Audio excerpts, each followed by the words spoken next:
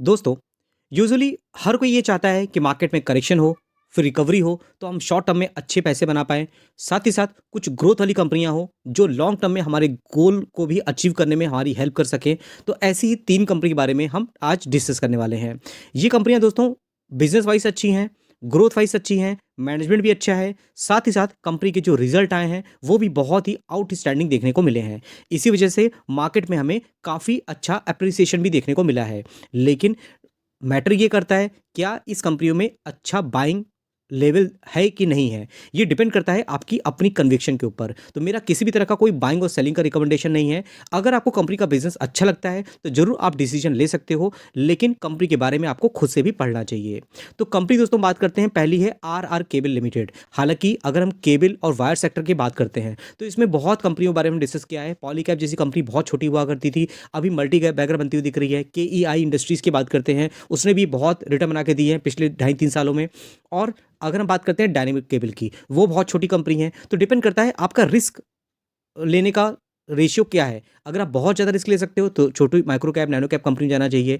अगर आप इस तरह की स्टेबल कंपनियों के भी जाना चाहते हो, हालांकि कंपनी नई है, वैल्यूएशन इसका पहले बहुत ज़्यादा था, लेकिन आज के दिन देखोगे 3% के यहाँ पर रिटर्न बनते हुए दिख रहे हैं। हालांकि मैं इसको कल ही कवर करना चाह रहा था, लेकिन मार्केट का रिएक्शन क्या है मैं ये देखना चाह रहा था, क्योंकि कंपनी के रिजल्ट मुझे अच्छे लगे थे। और अगर हम इसको एवरेज करना चाहें या बाइंग करना चाहें तो आप देख सकते हो, जब से कंपनी आई है मार्केट में तब से अभी तक में 31% तक का करेक्शन भी देखने को मिल रहा है।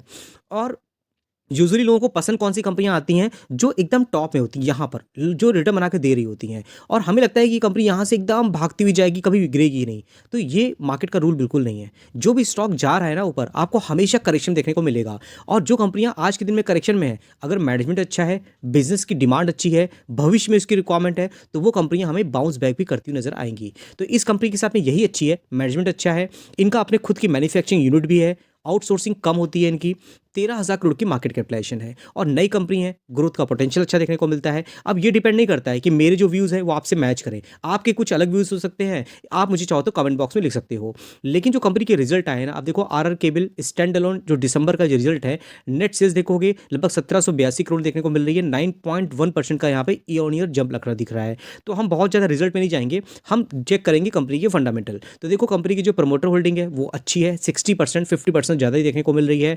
इंपॉर्टेंट ये है कि एफआईआईएस की होल्डिंग देखोगे तो लगातार आपको बढ़ती हुई दिखेगी यहाँ पर। फॉरेन इंस्टीट्यूशन, हालांकि आप देखोगे बड़ी मात्रा में मार्केट से पैसा उठा रहे हैं, लेकिन बहुत सी ऐसी माइक्रो कैप, नैनो कैप कंपनियां हैं जहां पे ये लोग बड़ी मात्रा में इन्वेस्टमेंट भी कर रहे हैं। अब बड़ी मात्रा मतलब ऐसा नहीं कि अगर बड़ी इन्वेस्टमेंट कर देंगे तो कंपनी उनकी हो जाएगी, क्योंकि माइक्रो कैप देखोगी कंपनी तो कोई कंपनी होती है 200 करोड़ की, कोई होती है 2,000 करोड़ की, अभी कंपनी 13,000 करोड़ की। तो उनके लिए इसकी मार्केट कैपिटलाइजेशन बहुत ज़्यादा नहीं है, उनके लिए कंपनी छोटी स्मॉल कैप ही है। अगर आप म्यूचुअल फंड के बारे में पढ़ते हो तो आपको पता होना चाहिए कि ये सब जो कंपनियां होती हैं 20,000 करोड़ की, 22,000 करोड़ की, ये सब स्मॉल कैप कैटेगरी में ही आती हैं। और डीआईएस देखोगे यहाँ पर उनकी होल्डिंग भी आपको अच्छी ही देखने को मिलेगी, 13.5% थी जो कि 14.5% तक देखने को मिल रही है। और यहाँ पर पब्लिक होल्डिंग देखोगे लगातार यहाँ पे ट्रिम होती हुई दिख रही है, 18% से 16% देखने को मिल रही है, क्योंकि पेशेंस का होना मार्केट में बहुत जरूरी होता है। कोई स्टॉक अगर परफॉर्मेंस नहीं कर रहा है तो इसका मतलब वो नहीं है कि खराब है, आपको उसके बारे में अपडेट रखना होता है। कंपनी के जो बैलेंस शीट होती है, कंपनी की जो प्रेजेंटेशन होती है इन्वेस्टर, उसको भी पढ़ना चाहिए। रिजर्व की बात करोगे 1950 करोड़ की देखने को मिल रहे हैं। बोरिंग की बात करेंगे 474 करोड़ की यहाँ पे बोरिंग भी देखने को मिल रही है। अब बोरिंग में आप देखते हो यहाँ पर लॉन्ग टर्म बोरिंग कितनी है, जीरो, कोई कर्जा नहीं है। शॉर्ट टर्म बोरिंग की बात करेंगे 408 करोड़ की देखने को मिल रही है। सेल्स ग्रोथ कितनी है, 1980 करोड़ की थी जो कि 7,100 करोड़ तक जाती हुई दिख रही है। सेल्स ग्रोथ कंपनी की अच्छी है। नेट प्रॉफिट की बात करोगे वो भी आपको 122 करोड़, 134, 297 और यहाँ पे अभी तक में 260 करोड़ देखने मिला। तो अभी तक ईपीएस कंपनी का लगभग 56, यहाँ पर 19 और 26 तक देखने को मिल रहा है। तो अप एंड डाउन आपको देखने को मिल रहा है। अगर हम यहाँ साथ साथ स्टॉक भी देख लेते हैं 53.7 है यहाँ पर, और इंडस्ट्री भी देखोगे 32.7 आपको देखने को मिल जाएगा। बाकी मुझे कंपनी अच्छी लगती है, आपके क्या व्यूज़ हैं आप वो भी जानना जरूरी है। होम फर्स्ट फाइनेंस कंपनी की बात करते हैं, 970 के प्राइस में है, 8,000 करोड़ की मार्केट कैपिटलाइजेशन है। सारी कंपनी आपको ऐसे ही देखने को मिलेंगी। 5 साल का चार्ट देखोगे तो ये देखिए जब से कंपनी आई है लगातार रिटर्न बना के दे रही है, लेकिन टाइम टाइम पे आपको इसमें करेक्शन भी देखने को मिलता रहेगा। और उसके साथ में अगर मैक्सिमम चार्ट में ओपन कर देता हूँ तो ये कंपनी आपको फरवरी 2021 से देखने को मिल रही है। करंट टाइम में हमारा ये था कि कितने करेक्शन में, तो 9% तक की गिरावट देखने को मिल रही है। तो इस कंपनी के बारे में भी आपको पढ़ना चाहिए। और इस कंपनी के बारे में अगर आप देखोगे यहाँ पर तो नेट प्रॉफिट, नेट इंटरेस्ट आप देखोगे यहाँ पर तो वो भी आपको यहाँ पर बहुत अच्छी ग्रोथ दिखा रहा है। नेट इंटरेस्ट इनकम जो होता है कंपनी का अगर बढ़ता है ना, तो पता चलता है कि कंपनी पैसे कमा रही है। और कंपनी फंड रेज भी कर रही है क्यूआईपी के थ्रू, ये भी देखना इंपॉर्टेंट है कि वो अपने बिज़नेस को बढ़ा रही है, फंड रेज़ कर रही है, तो ग्रोथ का पोटेंशियल देखने को मिलता है यहाँ पर। और स्टैंड अलोन नेट प्रॉफिट देखोगे तो 23% की यहाँ पर ग्रोथ देखने को मिल रही है यहाँ पर। तो ये सब चीज़ें जानना इंपॉर्टेंट होता है। मैं शॉर्ट में आपको बता दे रहा हूँ, अगर देखोगे यहाँ पर तो प्रमोटर होल्डिंग 14% देखने मिलेगा, प्रमोटर होल्डिंग नहीं है। लेकिन इंस्टीट्यूशन इन्वेस्टर देखोगे तो लगभग 37.91, डीआईएस देखोगे 18.23 देखने को मिल रहे हैं, पब्लिक होल्डिंग आपको 29.50 देखने को मिल रही है, जो कि यहाँ पे ट्रिम होती जा रही है यहाँ पर। उसके साथ में कंपनी लोन देती है तो ऑब्वियस सी बात है बोरिंग आपको देखने को मिलेगी। रिजर्व देखोगे तो 2200 करोड़ तक के रिजर्व भी देखने को मिल रहे हैं। सेल्स ग्रोथ देखोगे यहाँ पर तो रेवेन्यू कंपनी का आ रहा है यहाँ पर 6 करोड़ से लगभग 1300 करोड़ देखने मिल रहा है, जो कि पहले वो ट्रिपल डिजिट में था, जो कि 4 डिजिट में जा रहा है। नेट प्रॉफिट बात करोगे 186 से 342 करोड़ तक देखने को मिल रहा है। तो ओवरऑल कंपनी अच्छी है। और साथ ही साथ बात करते हो दोस्तों सीई इंफो सिस्टम की, ये कंपनी को मैंने कई बार डिस्कस किया हुआ है और इस कंपनी में पोटेंशियल है कि इंडिया में बहुत ही यूनिक वर्क है। और इसके साथ में इस तरह का बिजनेस देखो, गूगल के बाद में ये कंपनी जो इंडिया में इस तरह की सर्विसेज देती है।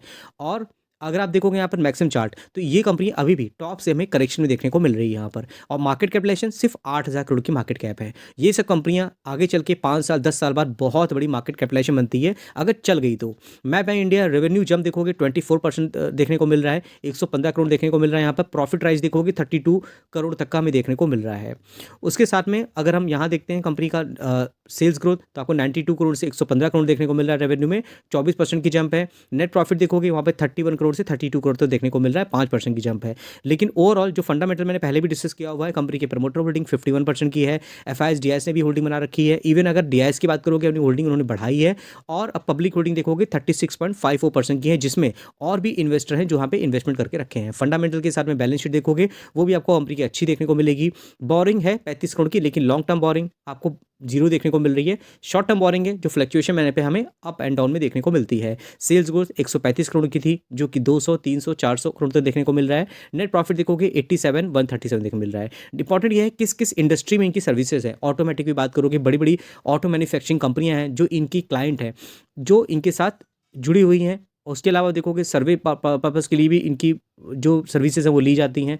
और बहुत अच्छी तरीके से ग्रोथ का पोटेंशियल देखने मिलता है। स्टॉक भी देखोगे 65.2 है, और उसके साथ में इंडस्ट्री भी देखोगे 38.4 देखने को मिल रहा है। तो इस तरह की बहुत सी कंपनियां हैं जो मैं अपने एप्लीकेशन में भी डिस्कस करता रहता हूं। और आपने हमारे व्हाट्सएप चैनल को अभी तक ज्वाइन नहीं किया तो जरूर ज्वाइन कर लीजिएगा। ड्यूरिंग द मार्केट बहुत से अपडेट आते हैं, बोनस स्प्लिट डिविडेंड, किस कंपनी में कौन से ऑर्डर मिल रहे हैं, किस कंपनी में तेजी है, इसके पीछे का रीज़न क्या है, गिरावट है तो उसके पीछे का रीज़न क्या है। बहुत कुछ ऐसा इंफॉर्मेटिव चीज़ें हैं जो ड्यूरिंग द मार्केट आपको मेरे व्हाट्सएप चैनल पर मिल जाता है। उसका लिंक आपको डिस्क्रिप्शन बॉक्स में मिल जाएगा, तो जरूर आप मेरे व्हाट्सएप चैनल के साथ जुड़ सकते हो। आप देख सकते हो यहाँ पे अलग अलग कंपनी रिलेटेड न्यूज़ है, ऑर्डर रिलेटेड है, मैं यहाँ पे डाल देता हूँ, जिससे कि आपको इन्फॉर्मेशन मिलती है। कुछ पर्सनल इन्फॉर्मेशन होती है वो मैं यहाँ पे अब डाल देता हूँ। और ज़रूर हमारे साथ जुड़ सकते हो। इसका लिंक आपको डिस्क्रिप्शन बॉक्स मिलेगा, वहाँ पे क्लिक करोगे तो आपको वहाँ पे ऑप्शन मिल जाएगा फॉलो का। फॉलो करोगे तो आप हमारे साथ यहाँ पे जुड़ सकते हो। तो ठीक दोस्तों, फिर मिलते हैं नेक्स्ट वीडियो में, तब तक के लिए थैंक यू।